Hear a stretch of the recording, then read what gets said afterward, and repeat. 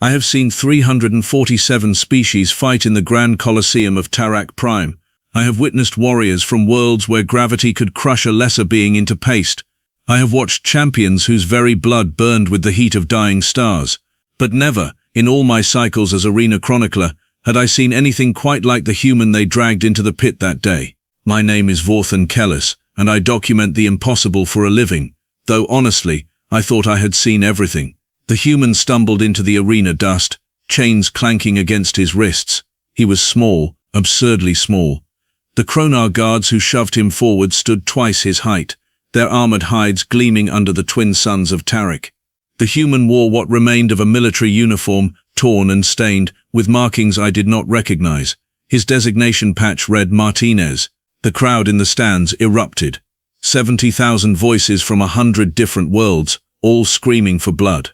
The betting algorithms flickered across the holographic displays, odds shifting wildly. Nobody was betting on the human. Why would they?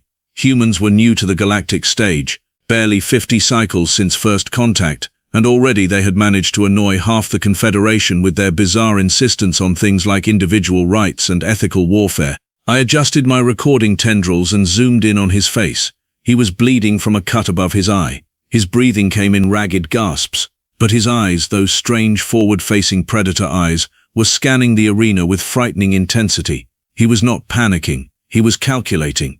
The announcer, a bloated hexthar with 6 vocal sacs, bellowed across the stadium. His voice resonated in frequencies that made my sensory organs itch. Citizens of the Confederation, today we bring you a special exhibition match. A human soldier, captured during the Regulus border conflict, will face our reigning champion, the creature that has devoured 43 opponents without a single defeat. I give you Skareth the Undying. The gate on the far side of the arena began to rise. Steam hissed from the hydraulics.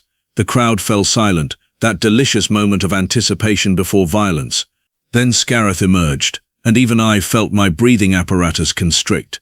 Dragons were supposed to be extinct. The great serpents of Drakos Prime had been wiped out in the Purge Wars 2,000 cycles ago. But the criminal syndicates that ran the fighting pits had resources that rivaled governments.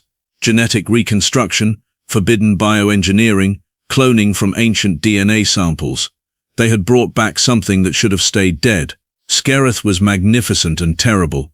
40 meters from snout to tail, covered in scales that shimmered like oil on water. Each scale was the size of a dinner plate, reinforced with biometallic compounds that could deflect plasma fire. 4 legs, each ending in talons, that could tear through starship hull plating. Wings folded against his back, vestigial but still impressive. And the head, oh the head. A nightmare of teeth and horns and eyes that burned with an intelligence that was almost sapient. The dragon roared, and the sound was not just noise.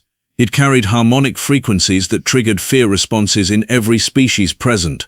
I saw spectators in the front rows actually void their waist sacks.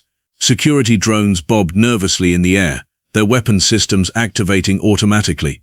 Martinez did not flinch, he just watched, waiting. Skareth moved with terrifying grace for something so massive. The dragon's tail swept across the arena floor, carving a trench in the packed earth.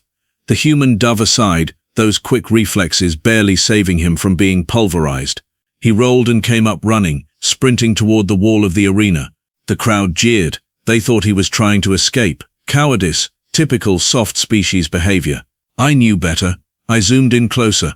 Martinez was not running away. He was running toward something. My optical sensors tracked his gaze.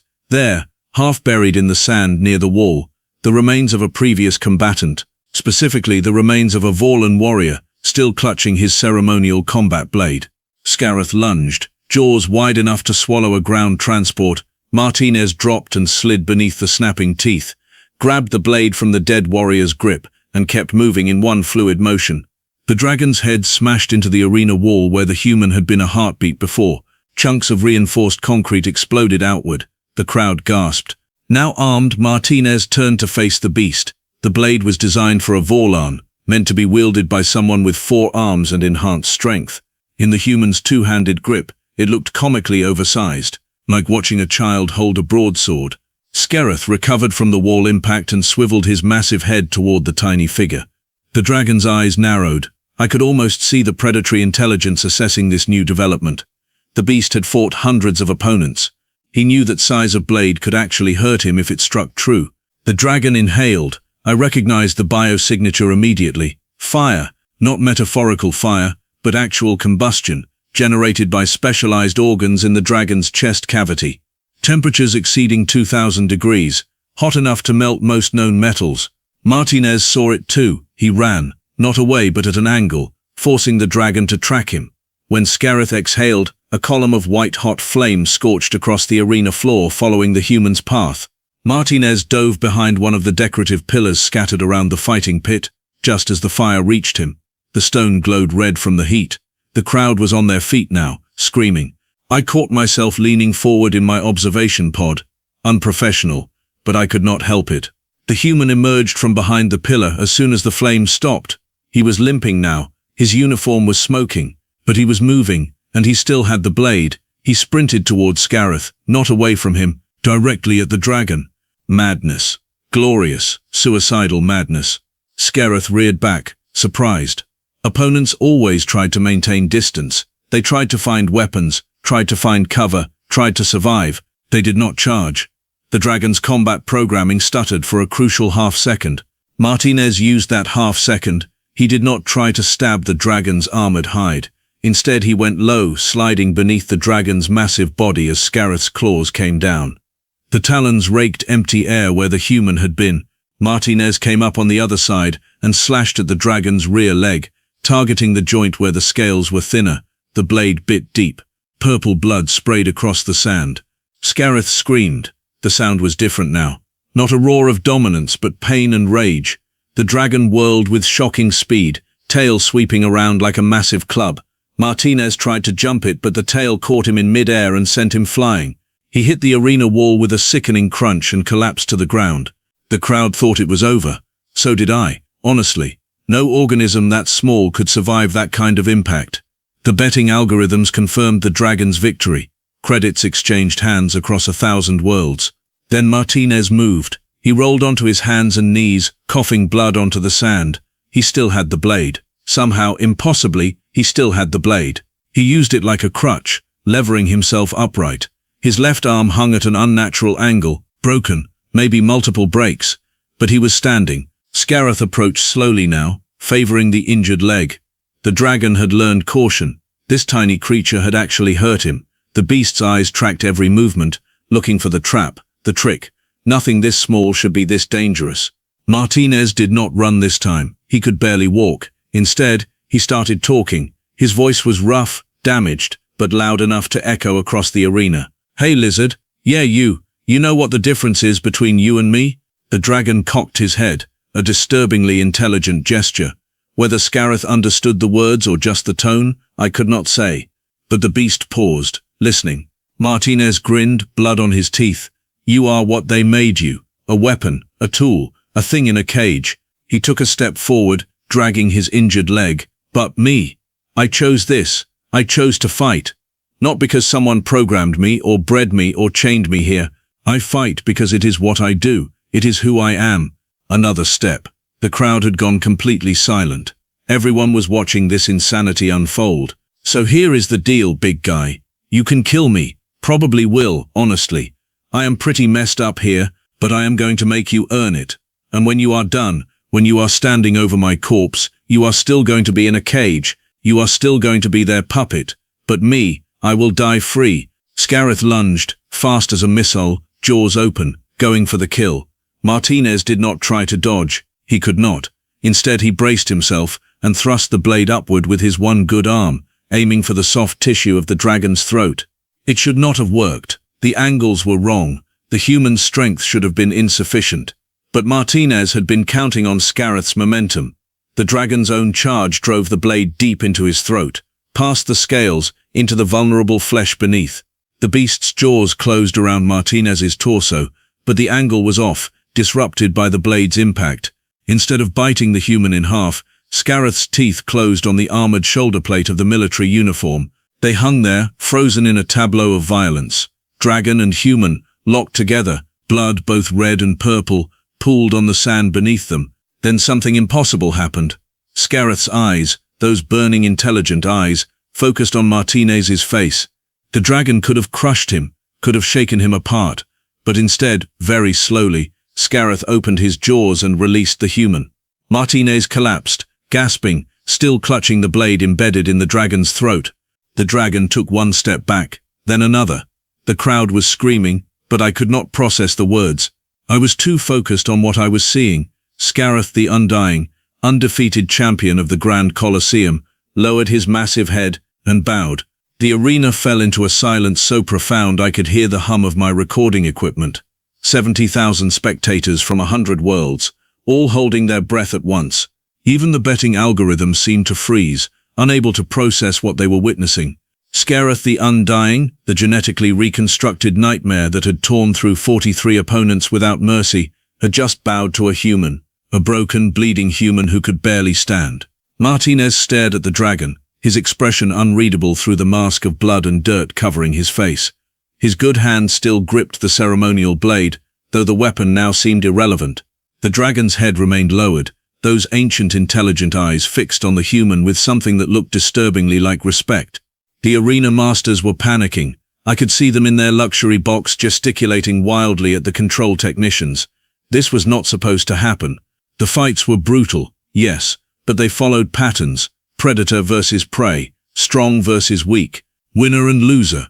What was happening now broke every protocol they had established over 3 centuries of blood sport. The head arena master, a bloated Quelix named Horvath, grabbed the announcer's microphone. His voice boomed across the stadium, trying to reassert control. Technical malfunction. The combat will resume in 30 seconds. Prepare the neural compliance system. I knew what that meant. Every combat creature in the arena had control implants embedded in their brain stems.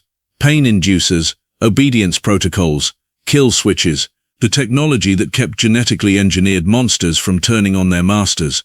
They were going to force Skareth to attack, to finish what the crowd had paid to see. Martinez must have understood too. He looked up at the luxury boxes, then back at the dragon. Something passed between them in that moment, an understanding, a recognition. The human spoke, his voice barely above a whisper, but my audio sensors caught every word. They are going to hurt you, make you attack me. You know that, right? Skareth's eyes narrowed. A low rumble emanated from deep in the dragon's chest. Not a roar, something else. Communication, perhaps. Martinez grimaced and pulled the blade from the dragon's throat in one swift motion. Purple blood flowed freely now, but the wound was not fatal. The dragon had been struck in worse places before and survived. That was why they called him Undying. When they activate the pain, when they force you to move, do not hold back. Make it quick. I have had enough of this. The 30-second warning klaxon blared. Martinez dropped the blade and took 3 steps backward, giving the dragon room. He straightened as much as his broken body would allow, standing at attention like the soldier he was, waiting for death with dignity. I found myself hoping the end would be swift. This human had earned that much. The neural compliance system activated. I saw the energy spike on my monitors. Skareth's entire body convulsed as electricity and pain signals flooded his nervous system. The dragon's head snapped up, jaws opening in a scream of agony. The control implants were designed to override all other impulses, to reduce even the most intelligent creature to a puppet jerking on invisible strings. Skareth took 1 step toward Martinez, then stopped. The dragon's body shook with the effort of resisting the commands burning through his brain. Muscles bunched and released, wings half extended, then folded again. Every movement was a war between the creature's will and the technology enslaving it. Horvath screamed into the microphone, "Increase power! Maximum output." The technicians hesitated.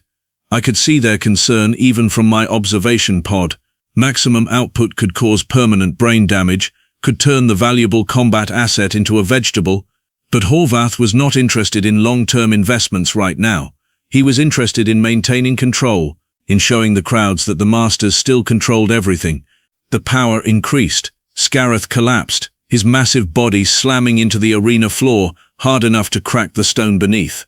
The dragon writhed, claws raking furrows in the ground, tail thrashing wildly. Foam and blood mixed at the corners of his mouth. Martinez was shouting something. My translator struggled with the words. Human curse words, apparently, very creative ones. He was limping toward the dragon, his broken arm hanging uselessly. Security drones descended from the ceiling, weapons charging. They were not there to help. They were there to ensure the spectacle continued, by any means necessary. That was when Martinez did something that will be replayed in arena archives for generations.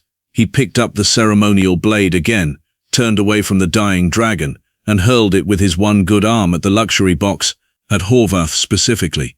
The blade spun through the air, a glittering arc of metal under the twin suns. It should not have reached the box. The distance was too great. The throw coming from an injured human with only one functioning limb, but somehow the blade flew true, embedding itself in the reinforced transparasteel window directly in front of Horvath's face. The window held, but spiderweb cracks radiated outward from the impact point. The crowd went absolutely insane. Half were cheering, half were screaming in outrage. Fights broke out in the stands as factions clashed. This was unprecedented. You did not challenge the arena masters. You did not break the illusion of their absolute authority. Martinez stood in the center of the arena, staring up at the luxury box with those predator eyes. He spread his arms wide, the broken one at an awkward angle, and shouted loud enough for everyone to hear. "Is this what you wanted? Is this entertainment for you? Watching things die in cages for your amusement?" Horvath's face had turned an interesting shade of purple. He was screaming orders, but the audio system had cut out. Someone in the control room was making decisions above their pay grade. The security drones opened fire, stun bolts, designed to incapacitate without killing. They wanted Martinez alive for punishment. For an example, 3 bolts hit him simultaneously. The human dropped like a cut string, his body going rigid as electricity coursed through him. But something else happened in that same moment. Skareth, still convulsing under maximum neural compliance output, did something that should have been impossible. The dragon's body went completely still. For 3 heartbeats nothing moved. Then Skareth raised his head and looked directly at the luxury box, at Horvath, at the masters who had created him, controlled him, used him. I saw the exact moment when the dragon made his choice. When something in those ancient eyes shifted from pain and confusion to crystal-clear determination. Skareth's wings, those supposedly vestigial appendages, suddenly extended to their full span. 40 meters of bioengineered membrane and bone, blocking out one of the twin suns. The dragon launched himself into the air with a single powerful thrust of his legs. The arena had never been designed for aerial combat. The ceiling was open, yes, but only to allow sunlight and atmosphere. Energy barriers prevented anything from actually flying out. At least, that was the theory. Skareth hit the barrier at full speed, wings beating against invisible walls of force. Alarms screamed. The barrier flickered, designed to repel objects from outside, not withstand pressure from within. The dragon's claws raked against the energy field, finding weak points, exploiting flaws. The technicians killed the neural compliance system, trying to regain some control over the situation. Without the pain to distract him, Skareth focused all his considerable strength on one point in the barrier. His jaws closed on nothing, but I realized he was not biting, he was breathing. The same fire that had nearly killed Martinez now poured into a concentrated beam against the barrier's weakest point. Physics and engineering fought against biological fury. Engineering lost. The barrier collapsed with a sound like breaking glass amplified 1,000 times. Skareth burst through into open sky, wings catching the thermal currents, rising higher with each beat. The crowd was not cheering anymore. They were screaming in terror, stampeding toward the exits. A dragon loose above a city of millions. The stuff of nightmares and disaster protocols. But Skareth did not attack the fleeing crowds. The dragon circled once, twice, gaining altitude. Then he banked hard and flew directly at the luxury boxes. Horvath and his associates had approximately 5 seconds to realize their mistake, before 3 tons of angry dragons smashed through the reinforced structure like it was made of paper. I lost visual for a moment as debris and smoke filled the air. When it cleared, the luxury box was gone. Just gone. A ragged hole remained in the side of the arena superstructure, and Skareth was climbing higher into the sky, something clutched in his talons. My zoom function engaged automatically. The dragon was carrying Horvath, the bloated Quelix flailing helplessly in the dragon's grip. Skareth climbed to approximately 300 meters, well above the city skyline, then simply opened his claws. I will spare you the details of what happens when a Quelix falls 300 meters. The visual was dramatic but brief. Skareth circled once more, a victory lap over the burning arena. then flew toward the mountains beyond the city. Within minutes he was a speck on the horizon, then nothing, gone, which brought me back to the human, still unconscious on the arena floor, surrounded by confused security drones that had lost their command structure when Horvath became street decoration. I made a decision that would probably cost me my job. I accessed the arena medical system and dispatched an emergency trauma team to Martinez's location. Real doctors, not the usual butchers who patched up survivors just enough to fight again. I flagged his file as a diplomatic incident, claiming he was a prisoner of war entitled to Confederation protections. Would it work? Probably not, but I had to try. This human had done something I thought impossible. He had reminded a slave that it could be free, had shown a weapon that it could choose, and somehow, inexplicably, had survived the encounter. 3 days later, I received confirmation that Martinez had been transferred to a Confederation medical facility. His injuries were severe but not fatal. There were already 6 different governments filing claims for his custody, which meant he would probably end up in diplomatic limbo for years. But he was alive and out of the arena. That was something. As for Skareth, there were reported sightings of a large winged creature in the Caldris Mountains. Search teams were dispatched but found nothing. The criminal syndicates wanted their property back. The government wanted to eliminate a dangerous bio-weapon. Neither group succeeded. I like to think the dragon found a cave somewhere high in the mountains where the air is thin and cold and free, where nobody can put chains on him or implants in his brain, where he can just be what he was always meant to be before the scientists and criminals twisted him into a weapon. And sometimes, late at night when I review the footage from that day, I wonder if Martinez knew what would happen, if he understood that his defiance would spark something in a creature that had forgotten it could defy. Did he plan it, or was it just blind luck? I will probably never know. Humans are still new to the galactic community, still largely mysterious to the rest of us, but I learned something important that day in the Grand Colosseum of Tarak Prime. We think we understand courage. We think we know what it means to fight, to resist, to choose freedom over survival. But humans, these strange little predators from an unremarkable world, they understand something deeper. They understand that freedom is not a state of being. It is a choice you make, even when that choice is suicidal, especially when that choice is suicidal. The arena still operates, though attendance has dropped significantly. Nobody wants to watch the fights anymore, knowing that the creatures in the pit might decide to stop being puppets, might decide to bow to something greater than their programming, might decide to fly away and never come back. As for me, I was fired as expected. But 3 publishing houses have already contacted me about writing a full account of what I witnessed. The footage has been viewed 8 billion times across the galactic network. People are asking questions. Uncomfortable questions about the things we do for entertainment, about the rights of created beings, about whether intelligence demands freedom regardless of origin. All because a broken human soldier refused to die quietly, and a dragon remembered what it meant to choose. I have seen 347 species fight in the Grand Colosseum of Tarak Prime, but I only saw one species teach another how to be free. Humanity. Ridiculous, wonderful, terrifying humanity.